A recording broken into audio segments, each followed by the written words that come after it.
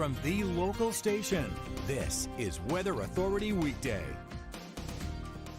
Well, good Wednesday morning, everyone. Meteorologist Chris Holtzman here. It's time for our Wednesday edition of Weather Authority Weekday, and we have a lot to talk about with the weather.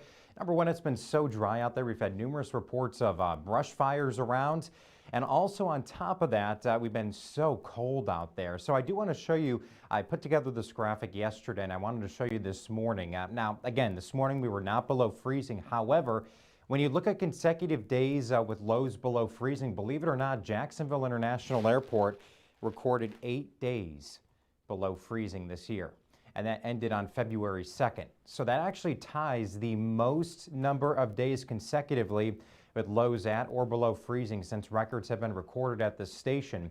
By the way, I'll look at that. 8 days back in 1977, 8 days in 2026. And then you have to go back to 2001, 1983, and 1981 to see the top 5. So again, certainly historic out there, especially for Florida, to see temperatures dropping to or below freezing for consecutive days. So very remarkable. Now, of course, we don't have any widespread below freezing temperatures over the next few nights, although we could get close, especially tomorrow night. But pretty remarkable, huh? And look at these low temperatures. Well, this morning we had 30s and 40s on the map. Most of us mid to upper 30s. Some frost was possible. We had a frost advisory for Alachua and also Putnam counties, as Palatka woke up to 34, 30 in Gainesville this morning, 35 in Green Cove Springs. Lake City, we were in the mid 30s, and McClenny upper 30s in Georgia.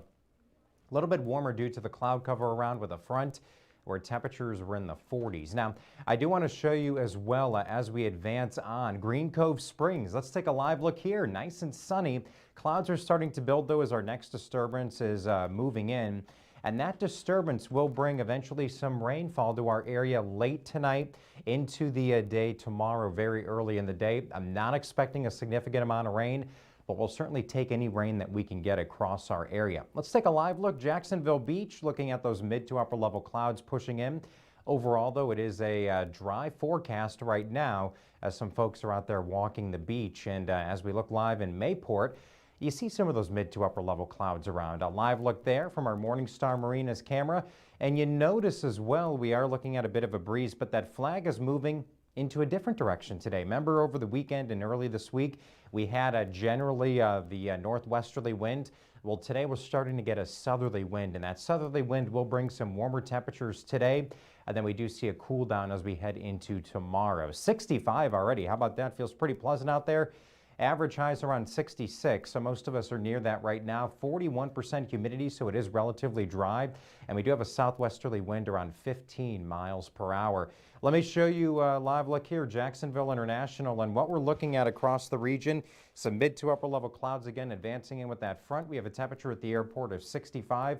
And again, the wind direction is everything. We have a southwesterly wind ushering in those warmer temperatures across our area. So again, enjoy that while we have it, because it will be a bit cooler as we head into Thursday with temperatures only in the 50s across the area. Clouds and radar show that. In fact, I'll move forward now. We'll kind of look at radar, and what you can see, we do have some rain approaching our northwest zones, very light shower activity. But for the most part, you see some heavier rain over Panama City there, over to Tallahassee, and this is the activity that will move through late tonight. Most of the clouds, at least the most significant cloud covers to our north, and that's why it will be a bit warmer across Florida and southeast Georgia today. But again, we are looking at the chance for some rain late this evening into tomorrow, as we will be looking at that front moving across our area. Behind it, by the way, high pressure settles in, and that brings in a northerly wind. And in terms of our northerly wind, we are looking at certainly some cooler weather around, and that northerly flow will be around during the day on Thursday. I'll quickly show you as well as we look at radar. We'll do a more higher resolution look here, and we'll change that to our national radar. We were looking at fire hot spots because of that wildfire, a couple of them we were tracking, but you see some lighter activity right now just to the north of Waycross. Very light shower activity, but as we look at, as I move to the Tallahassee radar, which gives us a better look to the west, and you see some of that activity around. And as I advance over the past hour, you see we've even had some lightning as I turn lightning on across Panama City. Now that activity is pushing east, but it will take time to get here. In fact, if you look at and ignore the time of arrival, but you can see the miles, most of that activity is about 200 or so miles away from our area. So it will take at least several hours for that rain to move in. But once it arrives, it could be a bit heavy briefly, but we are tracking once again certainly some needed rainfall. We certainly could use that across our areas that front moves in. Now, in terms of temperatures, if you're just joining us, we are looking at 60s now. So that's after starting out the morning with temperatures in the 30s for most of us, and 40s. By the way, again, as I mentioned earlier in the stream, in terms of consecutive days below freezing, we tied the record longest stretch of 8 days, the first of which was in 1977. And of course, this year, ending on February 1st, early February, we recorded 8 days at or below freezing at the Jacksonville International Airport. So certainly a remarkable weather pattern. We've been breaking records, the cold temperatures, also looking at in terms of the drought, the dry weather, which I'll talk about in a minute. Temperatures, though, right now, if you are heading out, fairly pleasant with some sunshine at 65 in Jacksonville. We have Green Cove Springs at 65. Mayport, we're in the mid-60s. St. Mary's, low 60s. Waycross, right around 56. 57 is our temperature right now in Brunswick. Now, our wind speed, you can see around 5 to 15 miles per hour. But again, that southerly wind, that really means everything. And that allows that warmer air from the south to move in. So as we look at our hourly forecast, we are tracking temperatures back into the 70s by the early afternoon. Get out and enjoy as we're looking at a good amount of sunshine, and then clouds start to build this evening. And that's in association with that disturbance, that front, which will bring eventually, once again, some showers to our area. So for the day today, temperatures top out near 70. Very pleasant out there. 71 today in Orange Park, 70 in Jacksonville, mid-60s in Brunswick, right around 70 in St. Mary's. You can see St. Augustine in the upper 60s, Palatka right around 71. And there's the timing of that front. Likely after about 5 o'clock this evening through about 7 across Georgia. And then after that, that moves into our Florida counties. And then we are looking at some on and off showers through early Thursday morning. Temperatures now. So where we do see the clearing moving a little bit more faster, behind that front, temperatures drop to near 40 for Waycross. However, where we have clouds around and some showers, it's a little bit warmer south and east and west of the metro, with temperatures in the upper 40s to near 50 degrees. Now, high temperatures tomorrow, big change. Look at those numbers. We're looking at 50s across our area, 56 in Jacksonville, 51 in Waycross, near 60 in St. Augustine, 55 in Mayport. And we have Green Cove Springs reporting 56 for the day tomorrow. Futurecast shows we'll start out the day with clouds, a few showers early.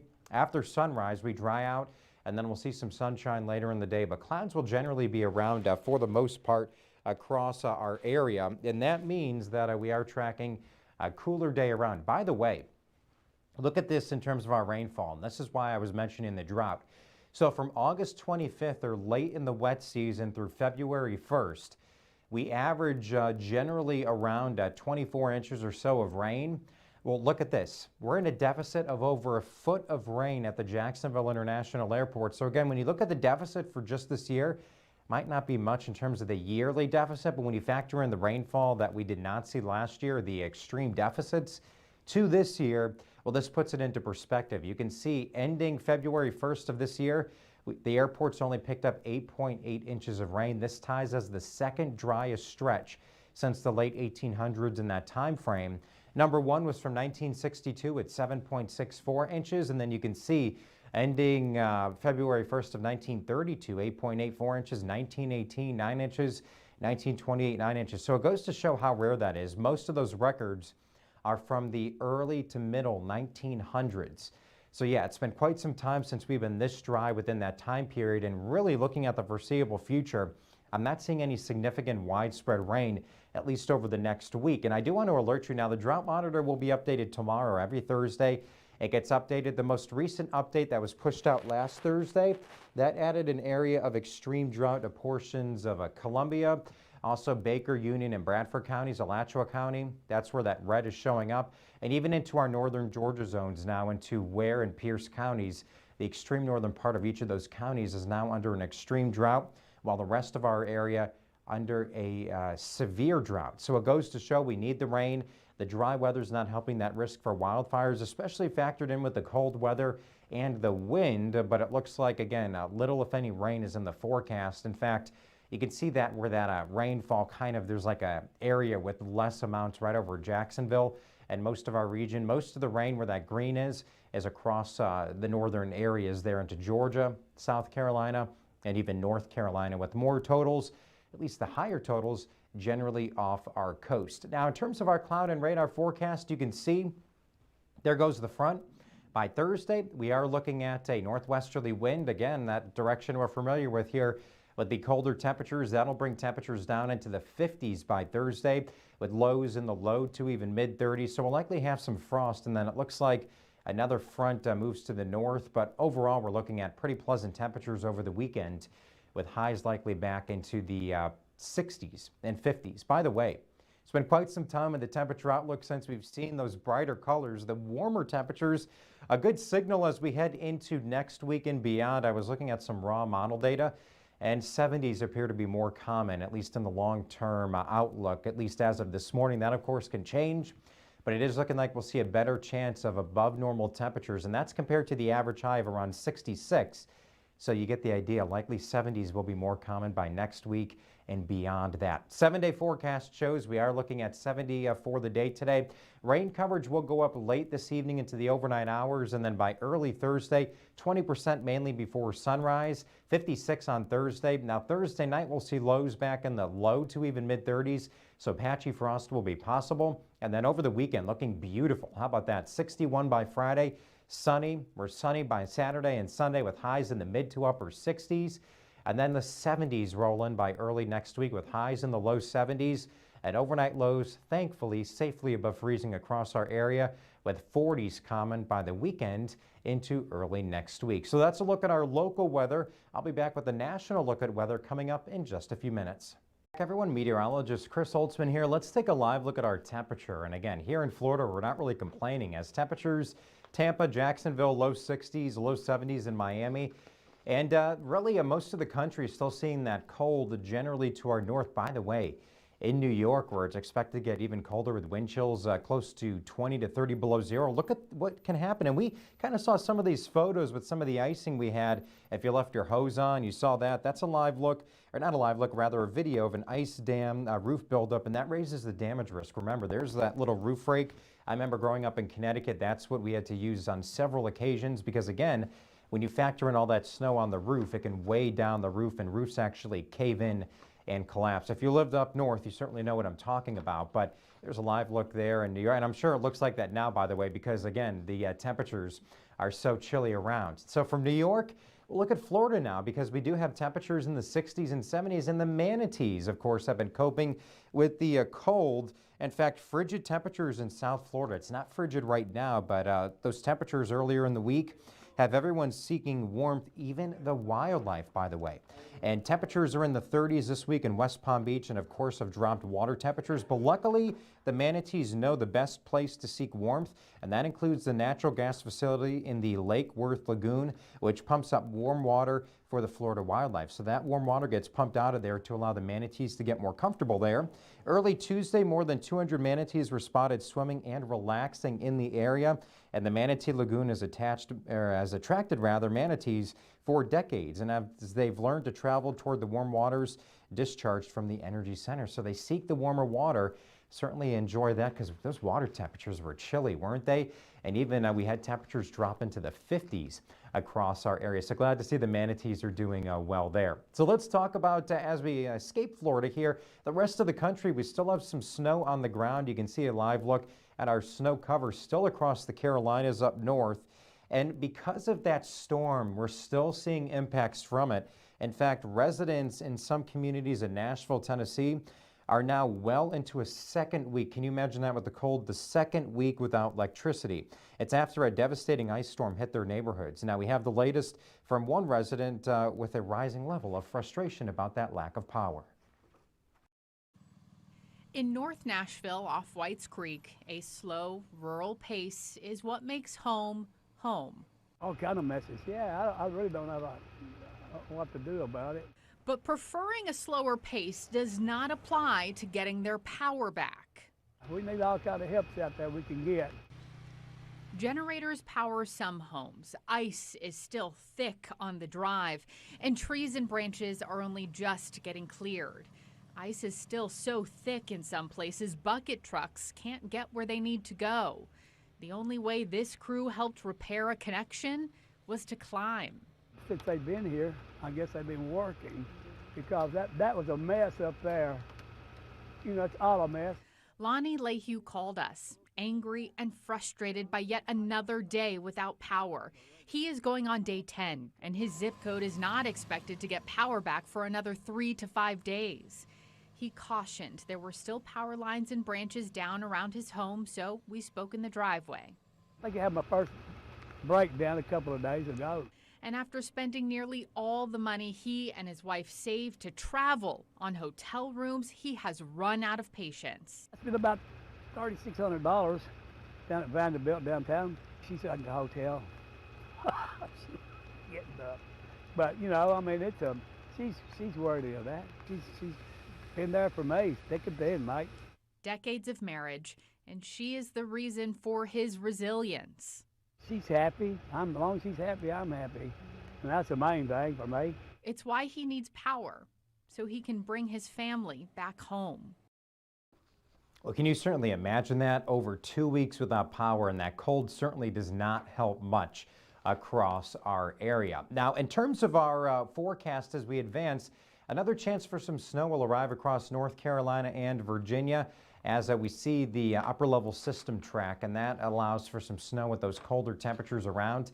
Overall setup for the day today, we are looking at eventually very late on during the day, some showers possible across Georgia more specifically, and then that moves into Florida as we look at certainly across our region the chance for some showers. But again, we're not looking at any widespread significant accumulation. Temperature set up for the day today. We are looking at our region at cooler temperatures for the central and eastern part of the country, and we are looking at certainly that to continue. By the way, not good news as well in Mississippi, another state that was hit hard from the winter storm, and power restoration continues even a week or so after this storm. Let's head over there for the latest.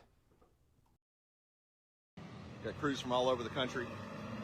It's been 9 days since every meter in Alcorn County Electric Power Association service area lost power. TVA lost transmission to all their substations. This was a life or death situation for our members. CEO Sean McGrath describes the last week plus as a true disaster. The only word that can come to my mind is post-apocalyptic is how it felt. The efforts to knock the outages down to zero continue to be fortified. We were not gonna let them wait on mutual aid to get here. We were going to get the boots on the ground that we needed to get the majority of people back in power. Fewer than 1,000 outages remain as of Monday evening. McGrath visited with the governor during his visit to Corinth Monday, where people are still gathering at the warming center. It breaks my heart because, you know, I know I'm responsible for getting their power back on. And again, we don't take that responsibility lightly. We're trying everything we can to get it on. The same goes for Entergy, Mississippi, where they have restored 92% of those who lost power in this storm. They've run into some terrain issues. Just having access to do the repairs. Typically, we do our work out of a bucket truck, but in those areas, it's required specialized equipment so that we can restore power. They're also having to call in help. We work together. This storm has been different. It hit the entire southeast, and so it's covered several states, but we still have been able to rely on the support of the mutual aid process. The Senate Appropriations Committee approved the transfer of $20 million from the Capital Expense Fund to MEMA's Disaster Assistance Trust Fund. It's a catastrophic event. In talking to the National Guard at Camp McCain, they indicated it was about 12,000 square miles that had been affected by this. So we have huge deficits coming to cover everything. More appropriations are expected this session, with plans to get the funds to the agencies as soon as possible. Well, isn't that impressive? Certainly a lot of time needs to happen to get everybody on the grid, back on the grid with power. But again, it just goes to show those ice storms certainly can create significant damage. Now, in terms of our forecast for tomorrow, there's our chance for some showers, really shifting across central and south Florida for most of the day. We should be drying out by the sunrise hour. In terms of the coldest of the temperatures, well, I got to tell you, of course, I'm from Connecticut. I still have family up there. And I know many folks up there, if you have any friends or family up north, it is going to be downright frigid. Bitterly cold air will move in, the coldest air they've seen yet as we head into the end of the weekend where it feels like temperatures or the wind chill could drop to 20 to 30 below zero with highs only near 10 degrees. So it is going to be frigid across the north, and here in Florida we're certainly going to enjoy our 60s that we get by the weekend. But again, dangerous wind chills below zero are likely for a large swath of the northeast, and temperatures, well, again, we're still seeing that ridge across the east, so relatively cooler temperatures. I mean, we're in the 50s tomorrow, whereas out west, again, they see that high pressure, that ridge of high pressure, and that keeps temperatures a bit warmer. By the way, tracking the cold the next 3 days, well, you can see there it is moving in by Thursday across our region. So Thursday, cold air will be across the eastern part of the country. And then as we advance into Friday, you see a large part of the east still seeing those cooler temperatures around. But again, when we get warmer, that creates runoff with the snow. And by the way, that can create a flood risk. In fact, parts of the south are still recovering from last week's winter storm, and areas where snow and ice is now melting with those warmer temperatures I mentioned, that's causing new headaches for people, and that includes folks living in Arkansas. Let's head over there with the latest information. After about 7 inches of sleet fell across Little Rock, warmer temperatures are finally melting the ice and sending water into storm drains. Eric Petty, Little Rock's Public Works Operations Manager, says most drainage systems are currently handling the runoff, but there's always a risk. There are possibilities at times where the runoff can be clogged by a catch basin, which could cause flooding on the road. Currently, we're not having any issues with that right now, but that's always a possibility. To stay ahead of potential flooding, supervisors are actively driving city streets alongside sand and salt trucks. If water starts to pool, crews can be dispatched quickly, either by hand or with vacuum trucks designed to clear storm drains. Really, any of your streets where it's a sag location, which is a low area of the road where the street goes up on both sides, all the water can drain right to the bottom of a sag to the catch basins. That's where you typically have your clogging. And as melting continues, attention is now turning to the forecast. I asked Petty the following question. How will the predicted rain impact possible flooding? It really depends on how hard that rain is. It could be beneficial to us to help clean sand off the street. And it could also be a negative if there are any obstructions somewhere that would cause flooding in the street if there was a problem in the pipe system.